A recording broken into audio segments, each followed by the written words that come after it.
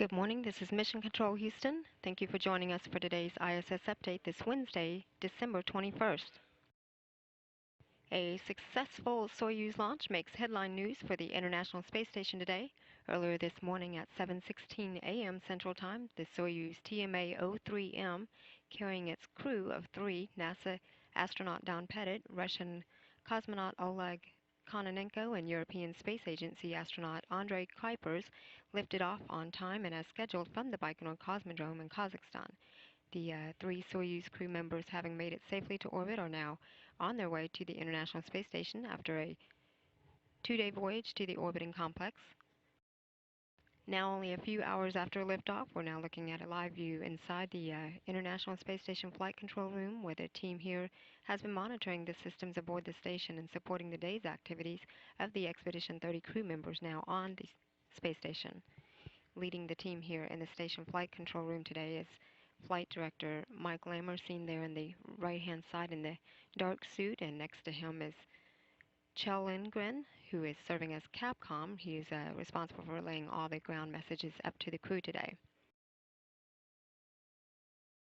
Meanwhile, aboard the orbiting complex, awaiting the rest of their crew to arrive, Station Commander Dan Burbank and flight engineers Anton Shkaplerov and Anatoly Ivanishin are in their 5th week as the Expedition 30 crew, their 6th week in space. Commander Burbank, Shkaplerov, and Ivanishin had launched to the orbiting complex aboard their Soyuz spacecraft as the Expedition 29 crew last month. They docked their vehicle to the Poisk module of the space station 2 days after their launch on November 15. Burbank had then assumed command of the station only a week after having arrived. Today, he and his crew members complete their 38th consecutive day in space.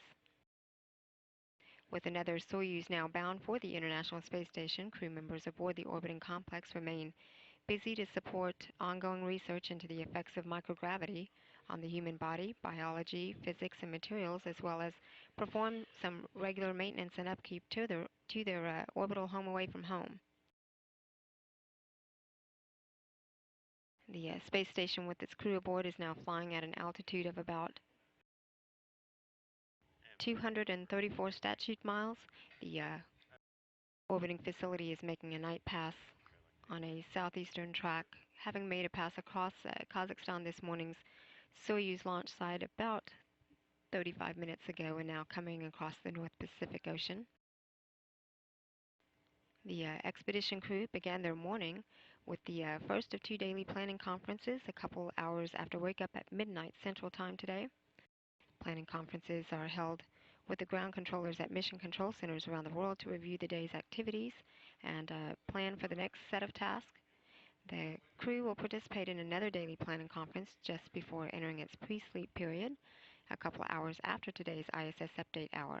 The crew is then scheduled to go to bed at 3:30 p.m. Central Time.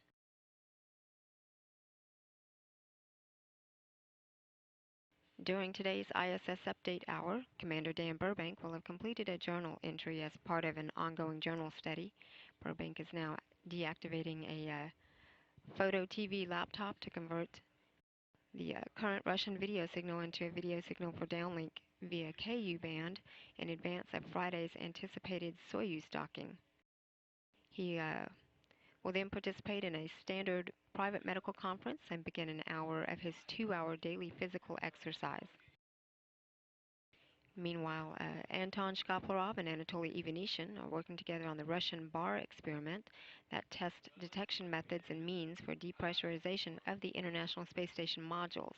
The pair will begin their second hour of physical exercise after concluding that science experiment operations. And earlier this morning, Commander Dan Burbank had moved some food containers that were brought up on the last Progress supply ship, that Progress 45. He then relocated some items in the Quest airlock to set up for and perform some maintenance, regular maintenance, scrubbing the cooling loops of the 2 U.S. spacesuits that would be used during a spacewalk. Commander Burbank also changed out samples for the ongoing preliminary advanced colloids experiment known as PACE within the fluids integrated rack that looks at how fluids react in microgravity. Later, Anton Shkaplerov and Commander Burbank set up and tested the KU scheme for analog docking video in preparation of the Soyuz TMA-03M's arrival. The Soyuz carrying the 3 new crew members is scheduled to dock to the Rassvet module on Friday at 9:22 a.m. Central Time. With only a few hours after today's update hour before their scheduled sleep period, the cruise station crew members will have completed their 2 hours of daily exercise. They will perform some evening prep work and hardware setup for tomorrow's activities. They'll also participate in their second and final daily planning conference before winding down their day with mealtime and some personal hygiene. The expedition crew again is scheduled to go to bed at 3:30 p.m. Central Time. This is Mission Control Houston.